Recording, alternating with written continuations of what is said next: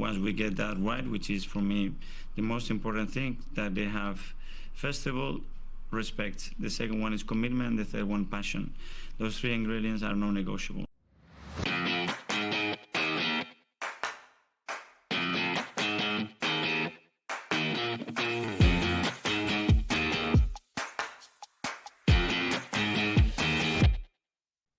Hello and welcome into the Non-Negotiables podcast. I'm Gavin and I'm here tonight with Justin. How you doing, Jazz?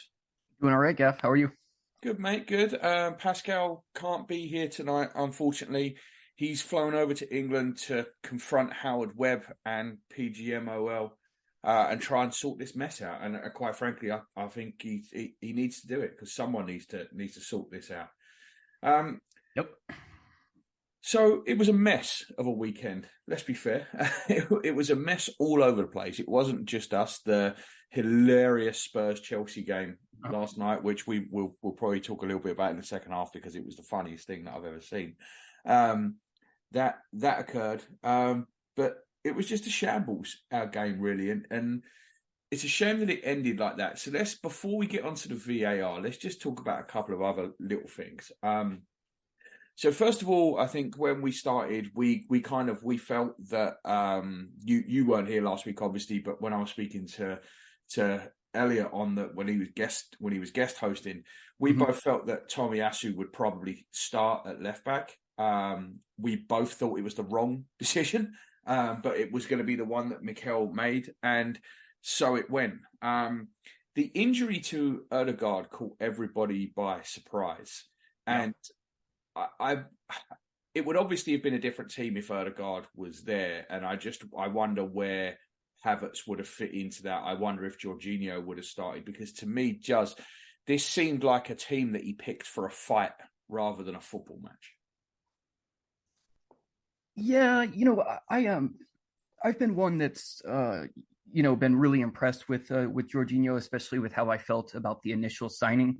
But he's one of those players that I'm glad we have, and I think there's experience and level-headedness there.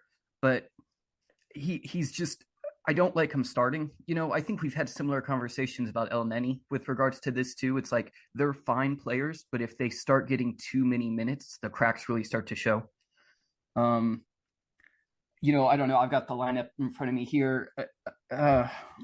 I expected Tomiyasu to start at left back as well. And I think that was the only option, right? There was no other actual decisions to be made. He had no real choice but to start Havertz because Ødegaard was out. That obviously led to no choice but to start Jorginho because Rice is needed for that left eight. Yep. It meant Nketiah had to play up front because obviously Jesus is out and Havertz is having to play in midfield. So I don't think there was a ton of options because we've just got a lot of injuries at the minute. Yeah, even Smith Rowe, really unfortunately, this could have been his time to, maybe kind of nail down a spot, but just horrible timing for him again. And then, I don't really like the Trossard in the 8 position. I guess I could have seen Vieira, but it does make sense that he went with, Jorginho and Rice together. And to be fair, we kind of dominated the game for most of the part. I mean, we controlled it very, very well. We had all of the ball. Newcastle just defended deep. We know what Newcastle are. They play like they're a newly promoted side. They bank on the edge of their own box and they try and hit you with long balls over the top. And they try and turn everything into a fight. We just didn't create very much. It's a bit worrying, this chance creation thing now, right? Because we've spoke about it before, and I believe in terms of chances created, we are 12th in the Premier League for chances created. And I think with this defensive stability, which absolutely is there, 100%, we're a lot more stable defensively than we were last year, and we're harder to beat. But it has come at a cost, and I'm just wondering if the pendulum has swung too far the other way. It is a little concerning. I feel like we did okay with shots in this game, but very few on target. Very few that were like actually threatening. There was nothing from either side here, though. Juz was there. I mean, it was a lot of long distance shooting. It was a lot of stuff going wide. I mean, I think we had 11 corners to 0. And I think failing to produce anything from the corners was a little bit disappointing too, because that's an area where we've been very good over the last couple of years. And to be honest, the taking of the corners was abysmal. I mean, when Trossard come on, and Trossard I thought had a pretty poor game when he came on, but his corners were terrible. Yep. Yeah, I don't, I feel like we've not been that strong. Well, we were a little better last year, right? I remember We've Gabrielle getting a few. Yeah, and, we've scored a few. I mean, Yeah. even Tommy Asu's goal against Sheffield United, I think that was from a corner, right? I mean, I know it bounced around. Declan Rice's winner against Manchester United, that was from a corner. I think we've generally been pretty good, but Newcastle are a big side and they're well organised. But I just felt like it was a bit disappointing with the amount of corners we had, the sheer volume of corners. I thought we would have created something. Yeah, definitely. I mean, you'd think so, but I did want to ask, what did you think of? I thought Martinelli was really strong on the night. Maybe some corners aside, but he seemed to be our best outlet. Yeah, I think he was definitely our best attacking outlet. I thought Saliba and Rice were the two best players on the pitch by an absolute mile. But Martinelli was our brightest spark going forward. I think, Havertz had his usual game where he was fine. Never looked like really adding anything, and we'll come on to the tackle in a little bit, but he just didn't really do much. I thought the game was a little bit quick for Jorginho, and a little bit fiery. Saka hasn't been playing well for a while. I think there's obviously an issue there. I've heard that he's carrying a groin injury. I don't know how true that is. And Nketiah was non-existent again. Yeah. So we had some issues up front. I thought at the back we were generally all right. I don't think Ben White had his best game, and I thought Gabriel, following on from a really poor showing at West Ham, I thought he had a pretty bad game as well. It's unusual for Gabriel to have two bad games back to back. But I didn't think Gabriel covered himself in glory. Tommy Asu actually got burnt a couple of times, and if that had been Zinchenko, Twitter would have been going nuts. But because it was Tommy Asu, you just kind of skipped by. Almiron absolutely roasted him a couple of times. So, but I mean, they really didn't create anything either. Yeah, they didn't. I know this isn't a huge deal, but it's kind of a pet peeve for me. But did you notice we did the same thing going back to Raya on the kickoff and turning the ball over immediately again? That drives me crazy. I don't know why we keep doing that.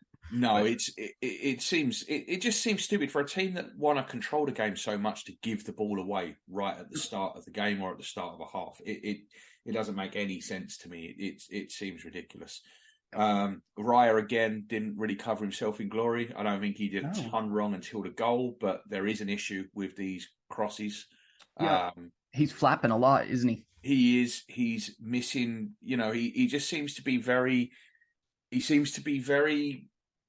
He's very front post centric with his positioning, right? And although Mudryk mishit that cross, he did say that the goal that the coach at Chelsea had said to him that he works too far of his line, works too far towards the near post, and we've seen it a couple of times now where he's been caught underneath crosses, and part of it, I think, is because he's too small to be a goalkeeper. Basically, he's 4 inches shorter than he really needs to be to play in that position.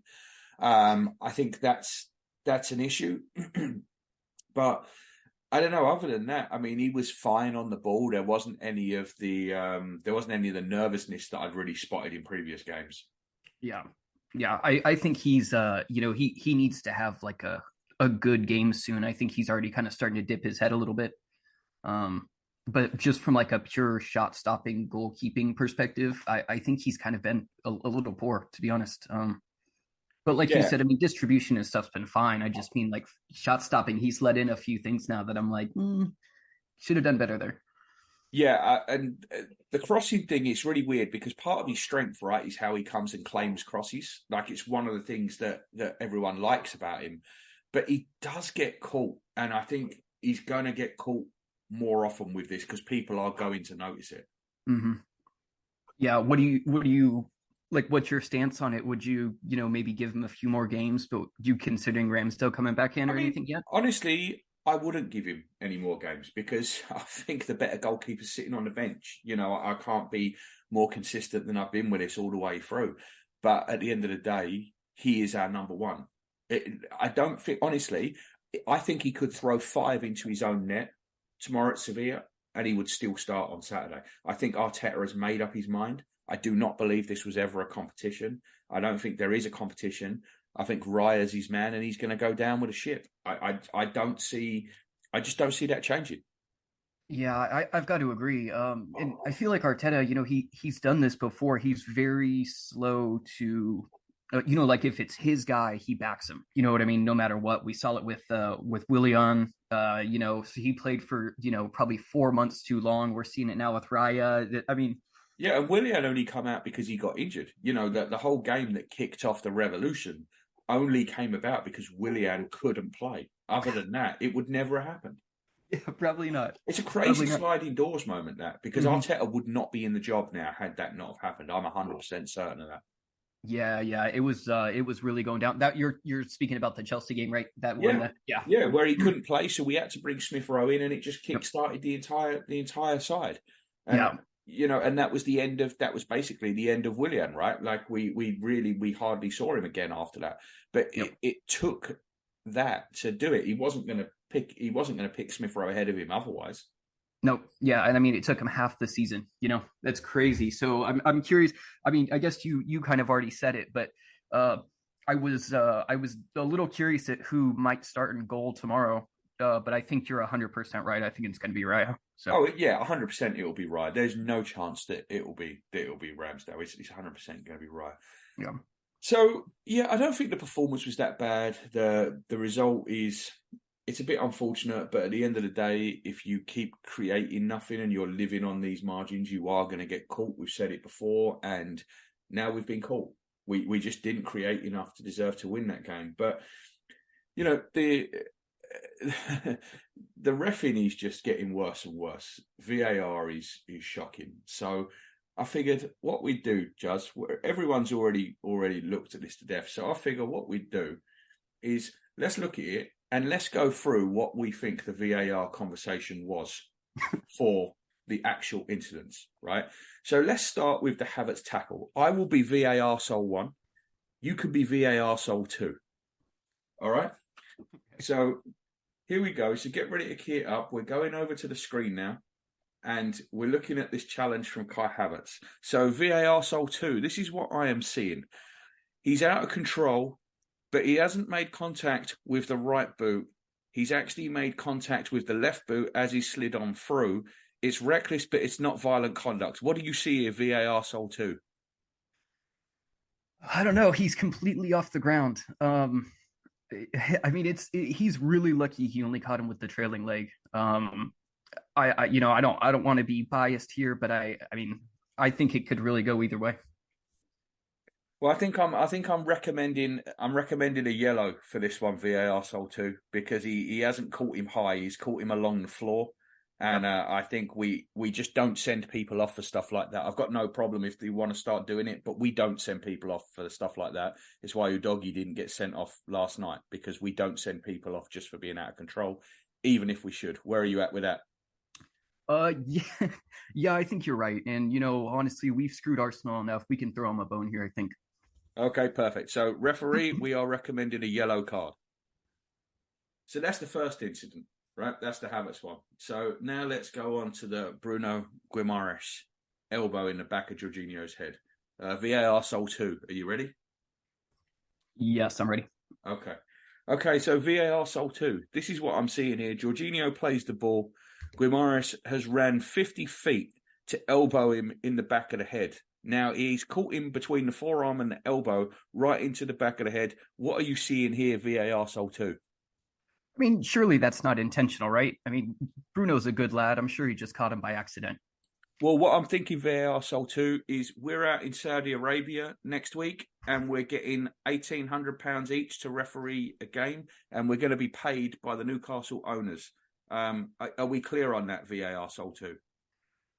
Yeah, that's a really good point. And, I don't want to jeopardize my paycheck here. So, no call. Okay, perfect. Referee, we are recommending you do absolutely nothing because we've all got jobs to do in Riyadh next week. All right, so that's what we think happened with the Bruno Guimaraes incident, right? So now everyone's got 11 men on the field, and now we come on to the goal. VAR Soul 2. Are you ready? I am ready. Okay, so what I'm seeing here, there's an overhit cross. Right. It's gone past the byline. I can't tell whether it's out or not from that angle, VAR Soul 2. It looks like it might be, but I'm not sure it's clear. What are you seeing? Yeah, I mean, good hustle there from Wilson to keep it in, but it's hard to tell. To me, it did kind of look like the ball crossed the line. Yeah, but don't worry because we've got about 4 more things that we can make up for that with. So we'll just won't call that one because we've got loads more that went wrong with this goal. So we'll just look at the others. So now VAR Soul 2, we are going to go to the offside. So as you can see, the header has gone forwards. Gordon is behind the goalkeeper, so he's in an offside position. He's absolutely offside, but there is a little bit of cloth hanging over where the camera's looking down. So I think we can say that we are not absolutely clear on that. What are you seeing, VAR Soul 2? Yeah, I couldn't agree more. All right, so now we come on to the third part of this. Is there a handball? So Joe Linton goes in, he heads it, it comes down, it clearly strikes his arm and goes backwards, but his arm looks almost like it's part of his shirt. So I think we can push that aside and we've still got one more check to go. So what are you thinking here, VAR Soul 2? Yeah, absolutely no handball here. Absolutely not. Okay, so we will move on. And now is there a foul? So Joe Linton has extended 2 arms into the back of Gabriel, eventually pushing his head down, pushing him into the floor before the ball goes back across for Gordon to put in. So shoving someone in the back with 2 hands and extended arms, I don't know if that's a foul or not. Have you got the rule book, VAR Soul 2? Honestly, I think it's clear Gabriel flopped, and I'm recommending a yellow card for the player. Well, I think that's a very good suggestion because you've got to remember what happened to Khashoggi, the journalist, when he upset these people. They chopped him up into several little bits and put him in suitcases. So I think the best thing to do here, VAR Soul 2, is allow this goal. Yes, I think so. Again, we wouldn't want to do anything to jeopardize our salaries. Okay. So, referee, we are asking that you allow this goal because we don't want to get chopped up into little bits. And we would also like to keep the Saudi Arabian gravy train coming into our pockets. Yes, that's correct. So that's pretty much what we think happened with a VAR, right? That's the conversations as they happened. Yeah, I'm sure. And I guarantee we won't get audio released for this one. Well, this is what I'm saying. We've had to like straight up. Those voices were played by actors. They weren't the actual referees. But I'm pretty sure that is a transcript of exactly what happened with those referees for that. I mean, honestly, this goal is like such a shit show. I mean, it was probably the most VAR checks I've seen on a goal at 4, right? I think they checked it for 4 different things. I just can't believe it was allowed to stand, to be honest. It's ridiculous. I mean, and it all starts with a horrendous error from Gabriel at the top of the box. When that ball comes in, all he's got to do is clear it, and he completely misses his kick. Yep. And that starts it all off. And then the ball goes over the other side, and Ben White is really slow to get out. I mean, it doesn't look. Was it Murphy or was it Willock that kept it in? I think it was Willock. It was I don't think it was Wilson, wasn't it? I think it was Willock. Anyway, whoever it was, they kept it in, and White is way too slow to get out there. Like, we know what these referees are like. You cannot back them just to make the right decision. Yeah. So he should have been out there quicker. He's not. It comes in, and Gabriel's not helped that he stoops, and I don't quite know why he stoops, but it's still 2 hands extended into his back. And to me, this is the most egregious part, is the foul, right? Because there is no way that is not a foul. There's no way.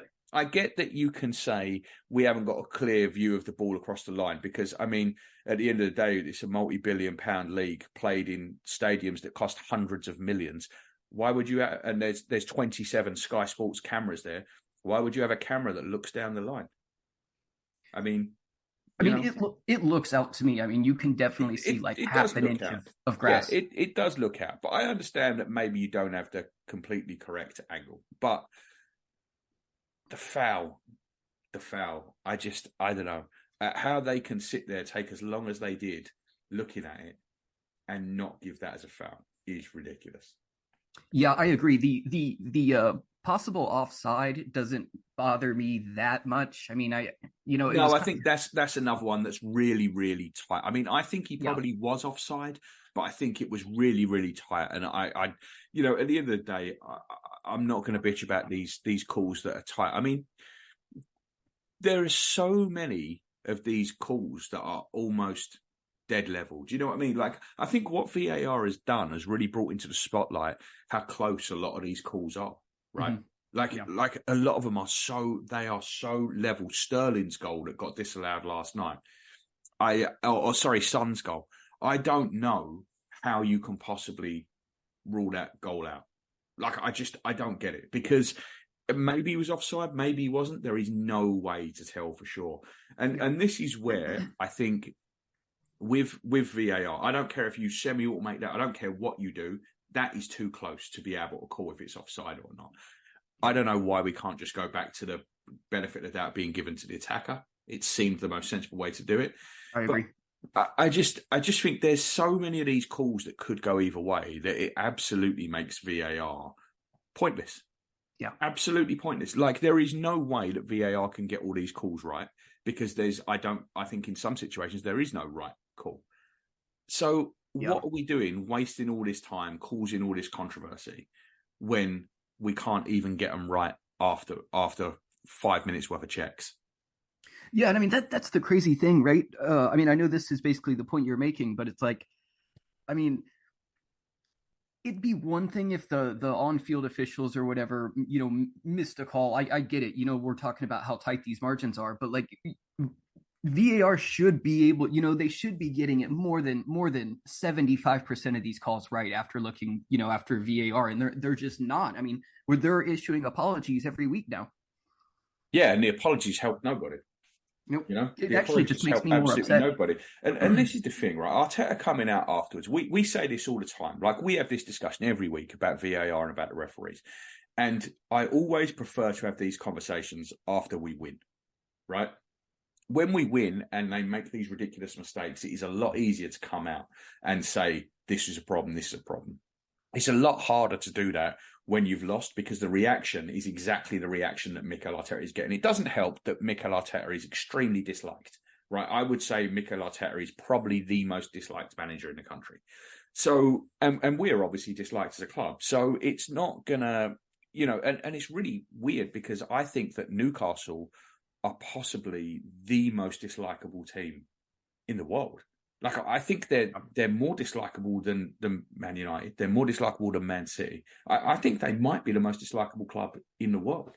And it's crazy to me that the reaction has been to blast Arteta and not the referees. I think it is crazy. The football world needs to come together and say, this needs to be sorted out, however it gets sorted out, because you can't have this. And the other thing, we were obviously joking during the VAR thing about the Saudi Arabian refereeing and all that stuff.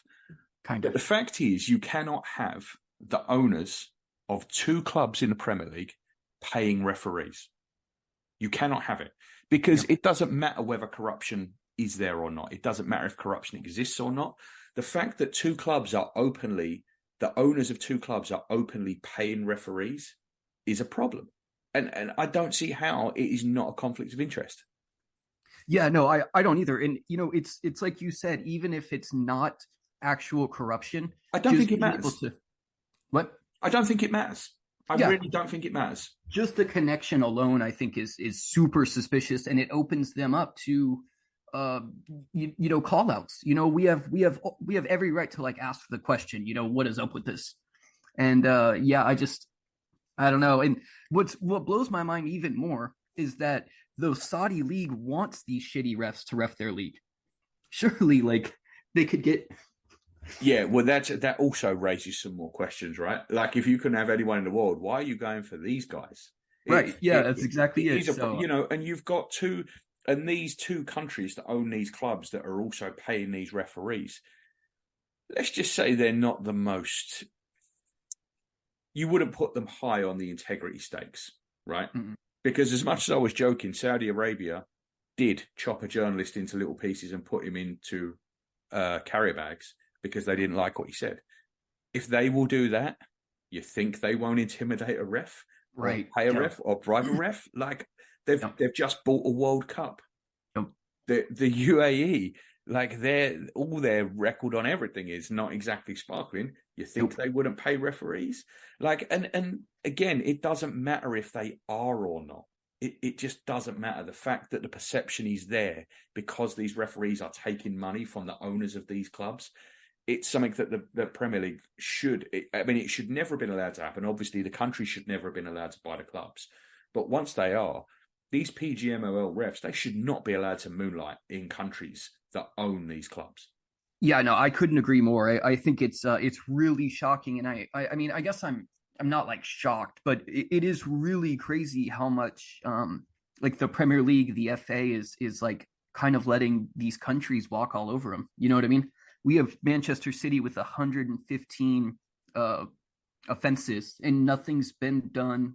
I mean, you know what I mean? It's just they really are in their pocket. I mean, I feel like. Do you know what, though, Jazz? I don't blame the Premier League for this because, like, the Premier League said no to Saudi Arabia buying Newcastle. They outright said no. The Saudi Arabian government then leaned on the UK government, dangling trade deals and all sorts of stuff over them. The UK government then intervened, and there's emails that attest to all of this. This is not hearsay. There are emails out there that attest to all of it. There's a Guardian article that lays it all out. They put the pressure on, and the UK government intervened and pushed the Premier League to allow the takeover, right? Yep, that's true. I forgot it. I did forget it happened like that. But now you've got these Man City charges, and we once again have emails from the foreign minister of the UAE talking to the Home Office, talking about these charges and making these charges go away. So, like this, whether referees are being bribed, it doesn't matter. The corruption is there. These two countries are at the heart of it. They should never have been allowed to own clubs, but now they do own clubs. You have to cut off all of these angles, all of these ways possible. If you know these referees as well, they earn less per year than most of these players do per week, right? Right. Yeah. So who's going to be the easy one to get at if you want to fix this stuff? Yeah, I know, and I don't want to get too far out of our sphere here, but I mean, even the World Cup, the 2034 World Cup is a complete farce. They're not even pretending like there's a bid process anymore. They basically just gave it to them. Yeah, well, I mean, look at Qatar. I mean, they tried to cover it up for a bit, but even after it come out that it was just all bribes and corruption, we still went ahead with it. Yep. Then they said it's not going to be in the winter. We'd never do that. And then it's winter, and now we're looking at another Winter World Cup. Yep. So it is crazy how many allowances these countries are getting, and now they own these teams. It just seems to me, I'm not saying that the refs are corrupt and they're bribed, but I do think the optics are incredibly bad. And it does seem that these decisions are not going against Newcastle and Manchester City. And I think the Premier or PGMOL could really do with a couple of weekends where these decisions go against Man City and Newcastle just for the optics, because it's always them. I mean, Man City got a dodgy penalty last week. You've had this week. Rodri wasn't sent off at the Emirates. I think it was Grimaris as well that should have been sent off at West Ham. It was similar to the Rodri incident, and the ref wouldn't send him off. This is not helping PGMOL, who already have a reputation that's in the mud. And it seems to me that coming out fighting against Arteta is probably what they think is their best course of action here. I agree. Yeah, I agree. And it's really weird because I feel like I don't remember exactly what his position is called, but I really feel like this is like cranked up to 11 since Howard Webb has been in that position. I mean, maybe it's just recency bias, but I feel like these controversies are like more egregious than they used to be. It definitely feels that way. And also I think Sky especially seem to have a very cozy relationship with PGMOL, and they obviously want the access for their coverage, and in turn for the access being granted for the coverage, they're clearly being asked to go easy on the referees. You've got Howard Webb and Michael Owen doing TV shows on decisions. It is absolutely crazy what is going on. And I think I don't know. I don't know where you go from here, and I don't know how you sort it out, because if the reaction to what happened on Saturday is to point at Mikel Arteta, I don't know what the answer is. I don't know if this has been substantiated either, but did you hear the rumors that they were like 2 pundits were called and asked to go easy on the referees as well? Yes, I did hear that. That just, and it's like, what you said. I mean, they're really cozy, and then you've got, pundits like Neville and stuff like that that'll take any excuse to have a shot at us, and it feeds a narrative that we're sour grapes. You know what I mean? But it's one of the big reasons that Arteta is hated like he is just because of the whole Richard Keys pointing out on the sideline and then other people picking up on it. He doesn't do anything different to any other manager. I wouldn't say he's as bad as Klopp. He certainly doesn't moan as much as Klopp. He rarely moans. This time when he come out and blasted the referee or whatever you want to say, it was well deserved. And he wasn't asking for replays. He's not out here asking to replay the game. It's crazy, and it's fed in. And while we were the banter club, I feel like people kind of ignored it. But now we're good again. Yeah. People are just taking any chance they can get to just try and jump on us. Yeah, I agree. What do you think about what do you think is going to be the fallout for this for Arteta coming out and saying what he said? I mean, surely he'll be looking at a fine at least, I'm sure. I would imagine he's going to get a minimum 1-game ban from the touchline. I would think there'll be a fine. The club are going to get a fine as well. I have no doubt about it. And it's up to them where they want to push it at this point. But like Eddie Howe was ridiculous after the game. I don't know what he saw. I don't know what he was watching. But I'm not surprised at that about Eddie Howe, because Eddie Howe's a puppet. Eddie Howe's a scumbag. I cannot stand Eddie Howe. I detest Eddie Howe. I think he's a disgrace of a human being. An absolute disgrace for a human being. I cannot stand Eddie Howe. He plays this nice guy, and then he turns around and knifes people in the back. Someone said, one of the Newcastle journalists said, Arteta needs to learn integrity from Eddie Howe. Integrity from Eddie Howe. Like that is the most oxymoronic statement that I've ever heard. It's utterly ludicrous. I think Eddie Howe is an absolute disgrace.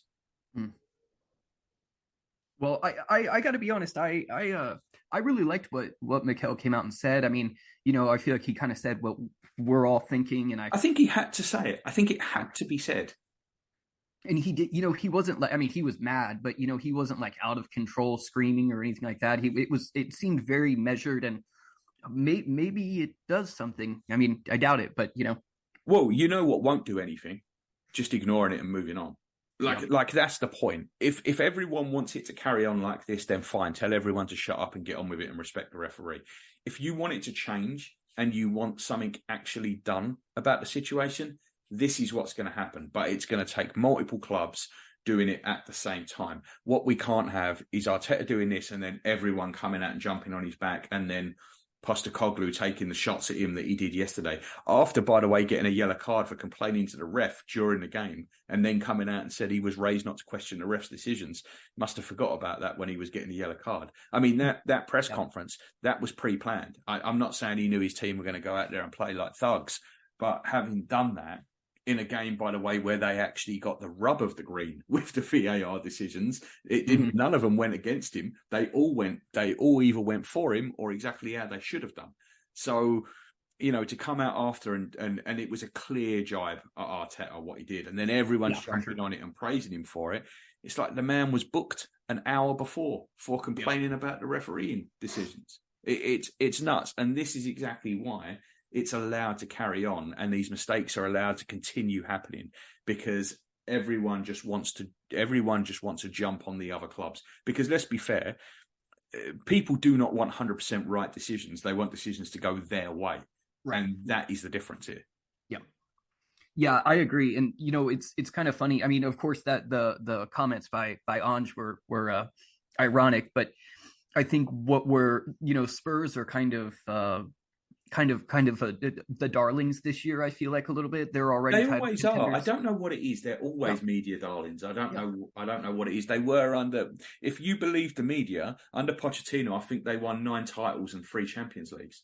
Yeah, it's like that too. Yeah. It's crazy. Well, I tell you what, let's talk about that game a little bit in the second half, because it was very, very funny. I have to say, it was very, very funny, and I thought it was some of the worst management that I've ever seen from Postecoglou, and I love it, and I am absolutely here for it. I didn't see the game, but I've seen a lot about it. I know what he continued to play like a crazy high line after being down to 9. Oh, it got worse. It got worse. Like it was almost like he was intentionally trying to turn the game into a farce. But that's it. Let's get onto that in the second half. So, Okay. I don't know what more we can really say about the VAR and the stuff from the Newcastle game. So we'll leave it there, and we'll come back in the second half, and we'll talk a little bit more broadly, and we'll get into maybe the Sevilla game and talk about some more injuries that we've picked up. So, Okay. Juz, I will see you back here in a minute. All right.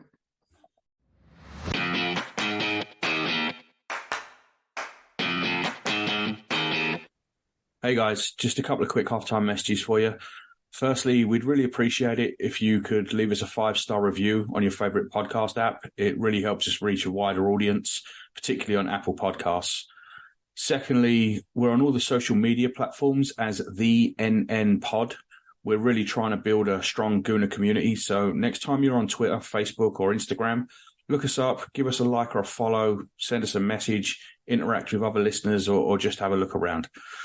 Thanks for listening from myself, Paz, and Juz. We really appreciate it.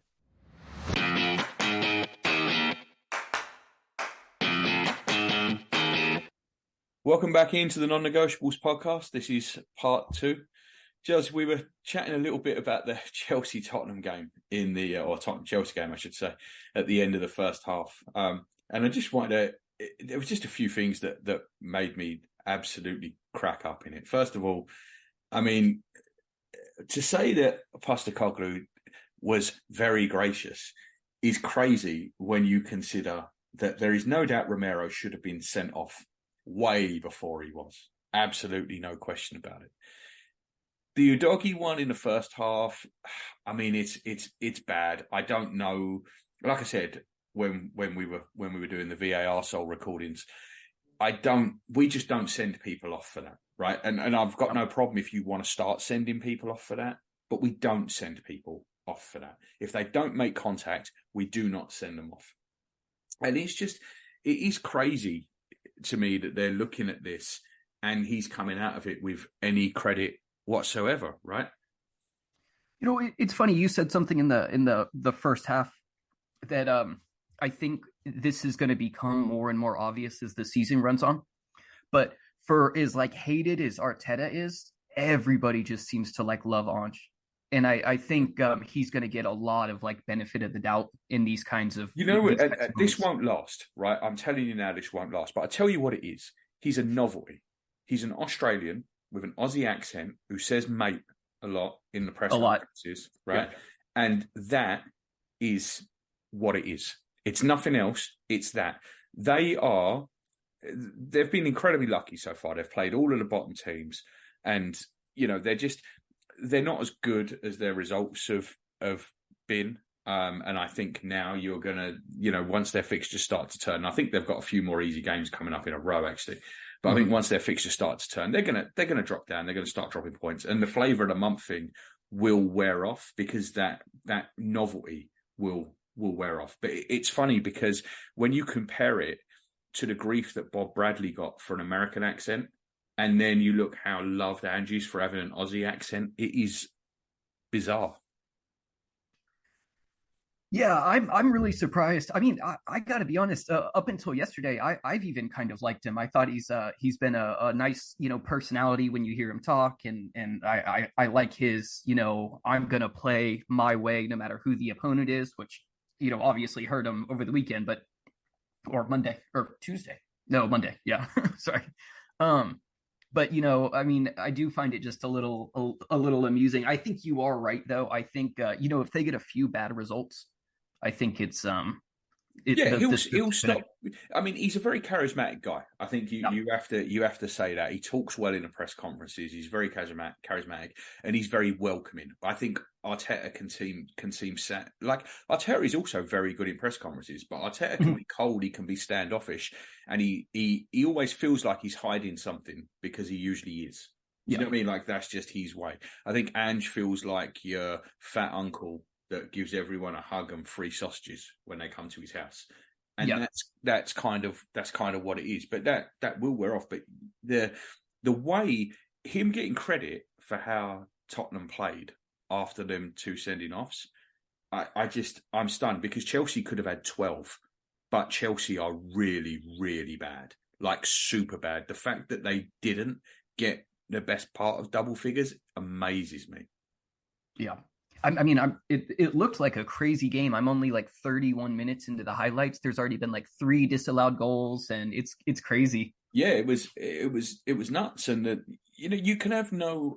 I did see a couple of Tottenham fans trying to take umbrage with the sending off, and it's mad. He's nearly snapped the guy's leg in two. And this isn't like the Curtis Jones one where he kind of tackled halfway up the ball and then his foot rolled over the top. He's kicked straight through and he's gone for his leg. Like, it was an intentional thing. And that's his international teammate, by the way, that he did that to. Yep. So it's an intentional thing. I don't see any grounds that it's not a penalty and not a sending off.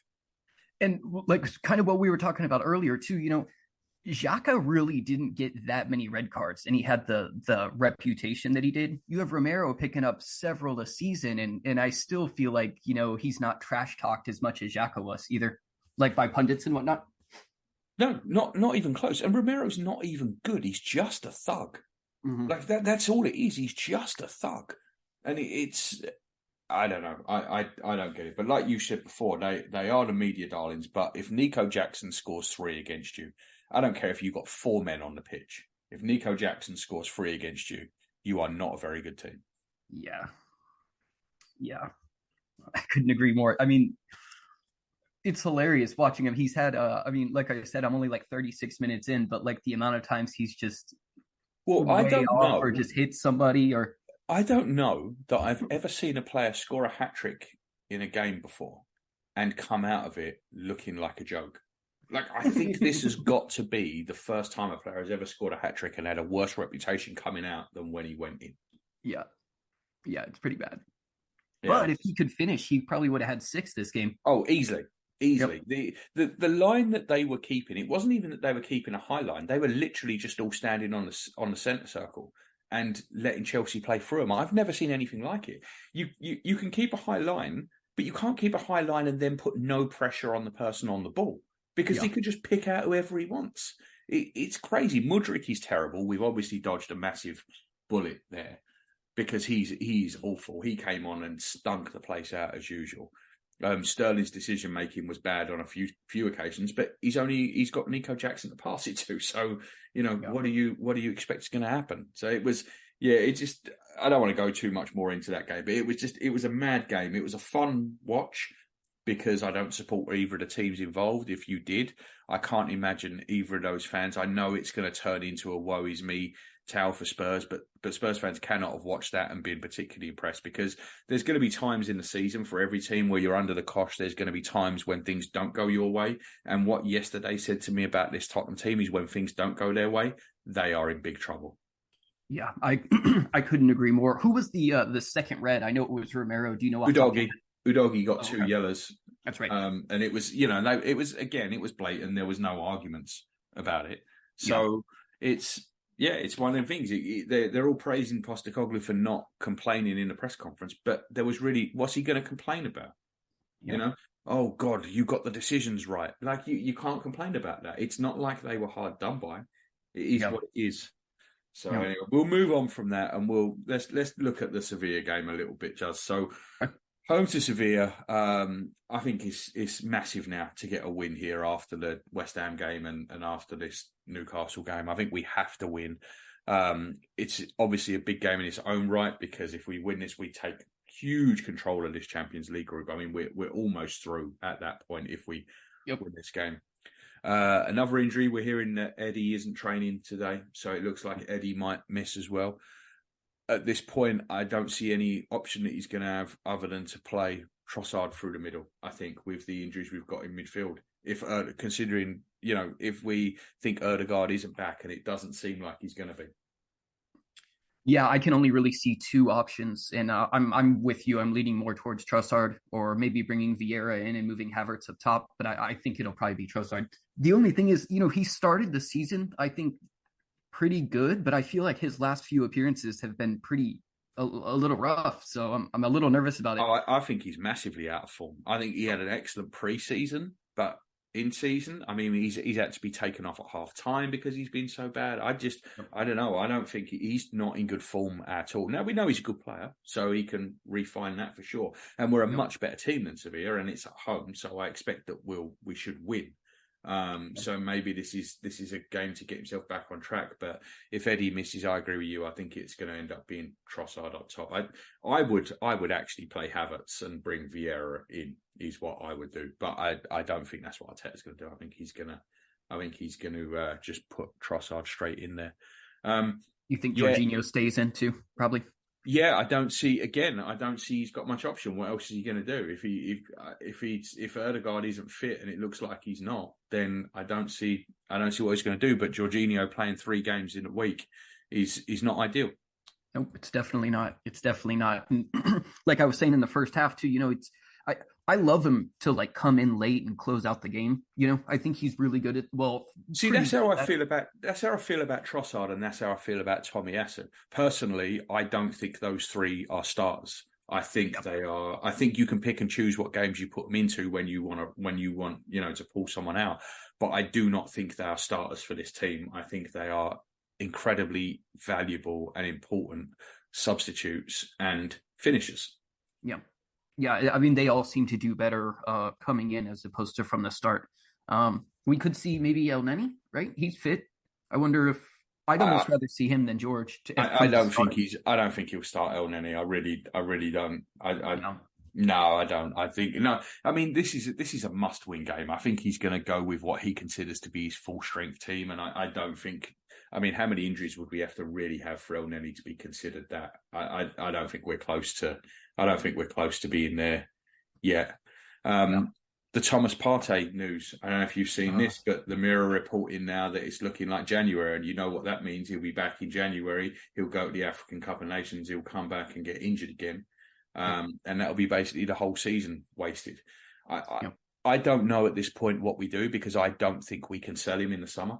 I think we're going to have no choice but to keep him next season as well. Fortunately, we've got Rice now, so perhaps we're not quite as reliant on him. But that wage is still going to be going out every week. We can't really replace him until he's gone, right? Yeah, I don't think. I mean, obviously, it's going to be on the shopping list over probably the next couple seasons. A center mid. But I doubt if we have to keep him, we don't have any offers. We're not going to make a big purchase there, I don't think. And we seem pretty hesitant to step into the loan market. Maybe we'll bring Ceballos back, huh? Yeah, or Dennis Suarez. But yeah, I assume we'll probably prioritize a striker. Wouldn't you say this? I think that it might depend a lot on Jury and Timber, and if they feel like he can play. Because I also feel like we need another defender. I think we're a defender short. We've spoken about this at length before, but I do not believe that Timber was brought in to be a left back. I think he was about the 4th man up at left back, and he just happened to be the best at covering while Zinchenko was out. So I don't think he was brought in to play there. I think had he been fit, I think he would be the starting right back by now. I expect if he does come back that we'll start to see him worked in there, and I think that's absolutely fine. I think if Timber does come back January, February time, I think we're all right. We probably don't need a defender. But if he's not, if we are looking at the end of the season, I think we might have to get another defender. Yeah, you might be right. I mean, it's such a shame too, having somebody that could play right back, left back, and center back. And remember, Tomiyasu's going to be missing for a few weeks as well at this Asian Games. Oh, you're right. I did forget about that, actually. So yeah, that leaves us really light in defense. Yeah, that's what I'm thinking. Because I mean, even best case scenario, I don't see Timber being ready to play in January, right? No, I don't think so. No, I was thinking maybe by April. we might see him. That's what I was thinking as well. I was basically thinking this season's a write-off. I know they're saying that he's coming back quicker than they think, but there's a big difference between spending 6 months out and coming back and working your way back, and spending 6 months out and coming in and being thrown into a Premier League game. Yeah, exactly.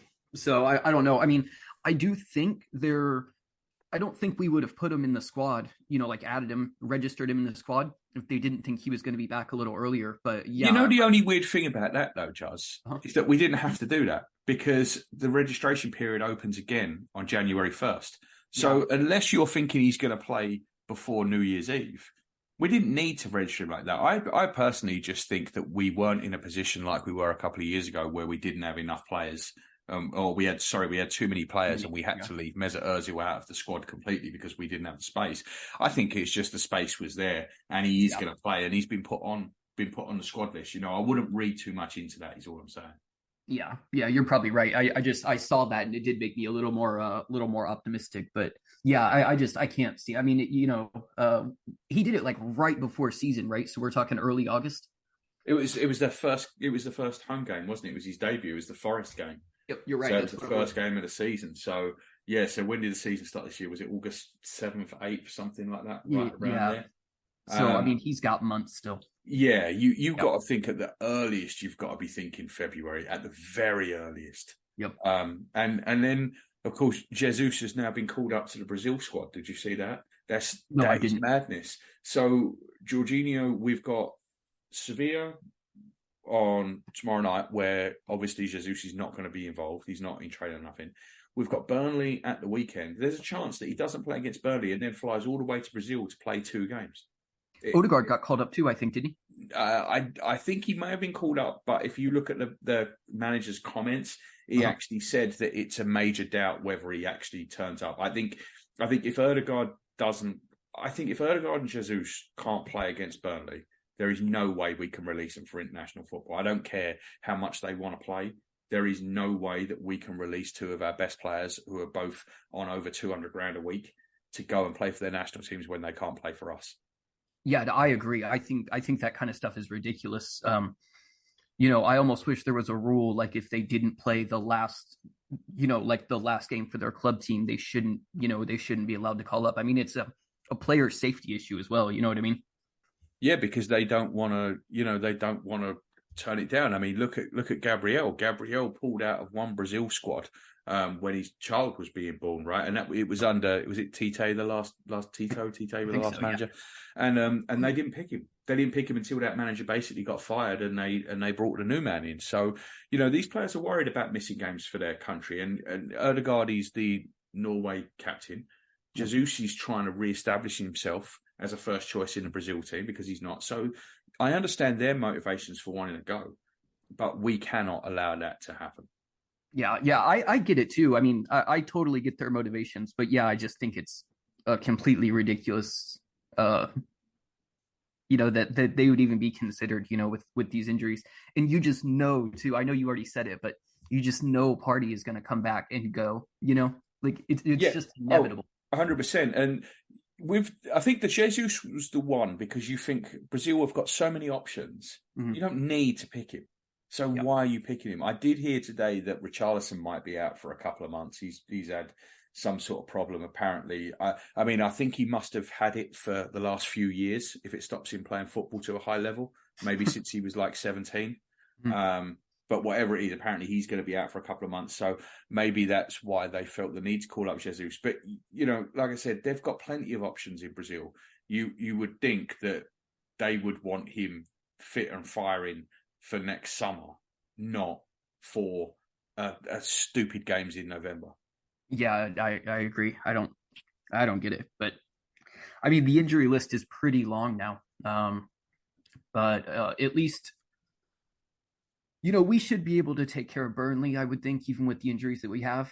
Yeah, I mean, I'm not going to say that I don't see a problem because obviously every game can be a problem. When you're not creating chances the way we're not creating chances, it wouldn't surprise you if it ended up 0-0, one of them frustrating days. So I'm not saying it's going to be easy, but we should have enough to get past them. Have you heard what is wrong with Eddie? because I don't know what's wrong with Eddie. I just know that he's not training and he's a severe doubt for tomorrow night, but I have no idea why.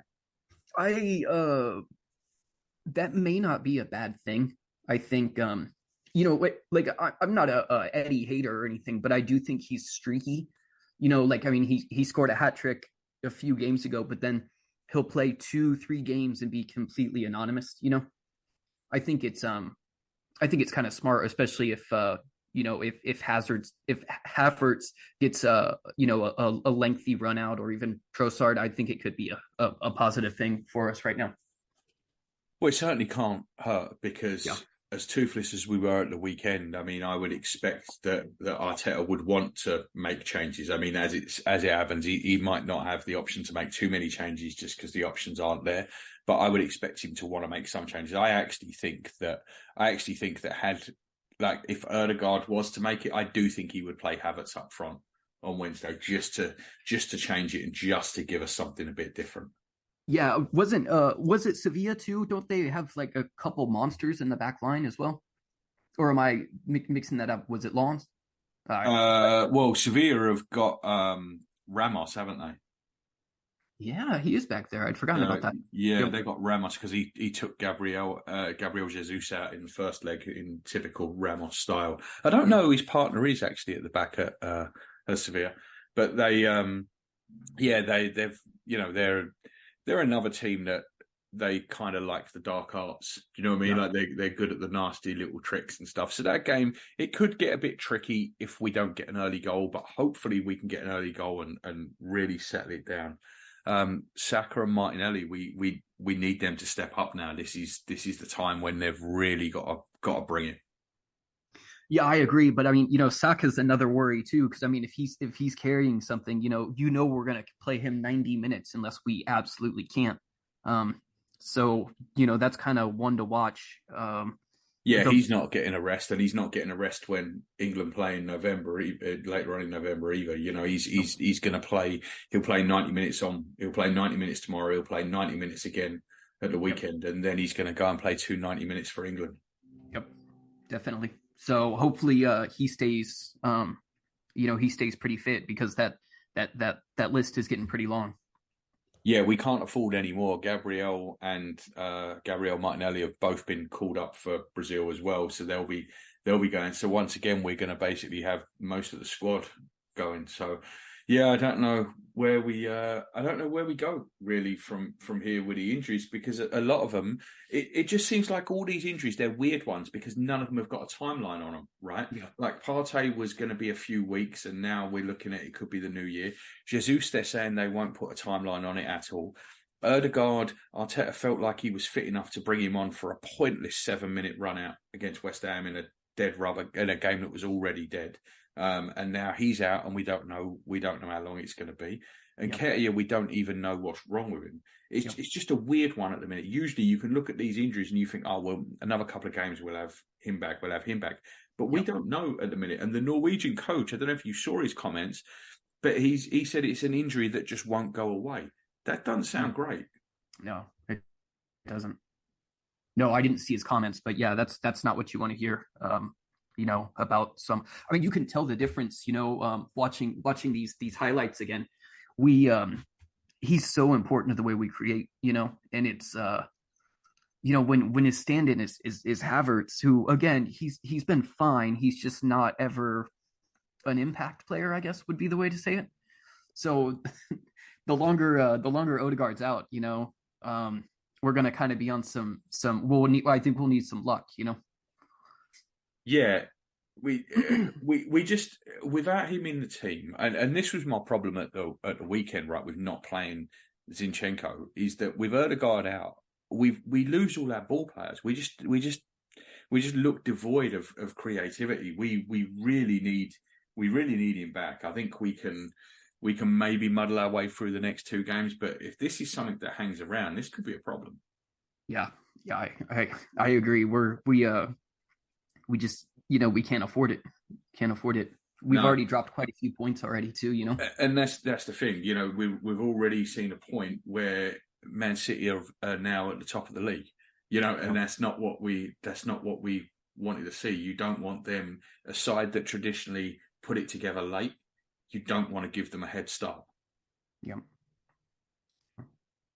Well, I think we all knew Spurs wasn't going to stay on top for long, but yeah, it's a shame City's already there because we know they can go, 20 wins in a row if they want to. So yeah, and that's the scary part. I mean, Haaland did go off at the weekend they said it was an injury, but I mean, last year at 3-0 up at half time, they took him off a few times.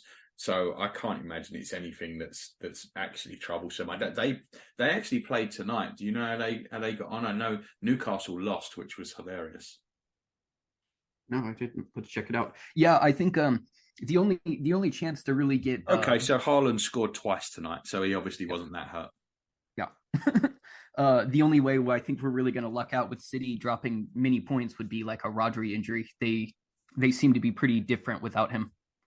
Yeah, I mean, Rodri and Haaland, I think, are the two there now that are they're key men. I think you would have said a few years ago with De Bruyne being out that really weakens them. I just don't think it weakens them that much now. They've completely changed their playing style, and he's a great player. Don't get me wrong, and of course things go for him when he plays, but I don't think they're anywhere near as reliant on him as they were.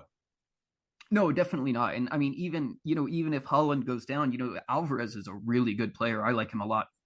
He's not Haaland, though. Do you know what I mean? All of a sudden, if that happens, they've got a human being up front rather than a cyborg. Yeah, but still pretty scary nonetheless, though, I think. And so yeah, we'll see. Well, I mean, looking around Europe and looking at where you can go, there's a midfielder for the team top in the Bundesliga who's actually making the most progressive passes and final third entries. You think we should look at that guy? His name's Granit Xhaka. I do miss him, honestly. I do. Can you believe they're top? They've won 9 and drawn 1. No, I haven't even really looked at the Bundesliga much. Oh, he's absolutely smashed it. He's made the most. I think it's the most progressive pass or the most final third entries in the league this year, and it's not close. He's absolutely destroying it there, which I think we all kind of expected to happen. But yeah, Harry Kane might be scoring from inside his own half, but Granit Xhaka is ruling the roost in Germany. Yeah, that's great to hear, man. Good for him. I'm happy it's working out for him. Yeah. So, all right, well, let's leave it there for tonight. Just, I know everyone's got stuff to do. It's only a short one, and we'll be back. Our schedule's been off a bit the last couple of weeks, but hopefully we'll start getting back to normal again now. And Pascal should be with us probably on Thursday, I'm guessing, to go through the Sevilla game and look forward to the Burnley game. So, well, thanks a lot, mate. I appreciate it tonight. It was a little bit cathartic, really, because I think I've been. Do you know what? After the game on Saturday, I didn't watch any of the highlights from the other games. I didn't watch any football on Sunday, and I only really turned on the Spurs game on Monday because people were talking about it in one of the WhatsApp groups I was in, and they were talking about how nuts it was. So I turned it on. Other than that, I wouldn't have bothered watching it. I've really not. I've kind of just switched off from football since the end of that Newcastle game. Yeah, I've kind of been, we've been traveling a decent bit, and it's been really hard for me to, I'll still try to catch Arsenal, but I've not really been watching many of the other teams this season, just for busyness sake. But I know exactly what you mean. I don't ever watch Manchester City games. I just can't watch them. I find their games worse to watch and not just because of the way they play and this is boring, that's boring. It's not that. There's an inevitability about them scoring. And when they score, it makes me feel very, very bad. So I just don't watch their games. I just don't watch them. I'll check the results. I'll look and see how the game's going, but I actually don't watch their games. I physically stay away from all of their games. I find it's better for my mental health. Yeah, I'm sure. I don't really enjoy the way they play either, but I'll always check the score, and I'm like, well, maybe there's hope, and then 3rd minute Haaland goal or something. Yeah, like that. and that's why I just can't watch them, because it feels like someone's punching me in the gut every time they score, and I just can't take it. So I just leave it alone. Yeah. But Liverpool dropping points was handy. That was the 2 bright spots of the weekend was Liverpool not beating Luton, and obviously the game yesterday. Although it's never good to cheer a Chelsea win, but Spurs deserved that last night, so I was glad to see him get a bit of a thrashing. I think Chelsea's going to be, you know, I mean, they could pull it together, but I think they're going to be mostly irrelevant this season. I just don't see it. No, I think they play Man City the weekend, don't they? I believe that they've got Man City the weekend. Let me see. Might be a fun one to watch. No, I won't watch it. I will not be watching it. So Tottenham are at Wolves early in the morning. Chelsea, Man City. Oh, it's at Chelsea as well. That's Sunday afternoon. So I won't be watching, but you feel free. I will check I'll check the results, and I might watch the highlights if they get beat, which they won't. So I just won't bother watching. So okay. All right, mate. Well, like I said, it was just a quick episode tonight, so we'll leave it there, and we'll be back with you on Thursday. So thanks a lot, Juz, and I know you're feeling jet lagged and got a cold and all the stuff that usually comes with getting off of aeroplanes. So rest up and enjoy the Sevilla game tomorrow, and I will talk to you after. All right, sounds good. All right, man. Have a good night.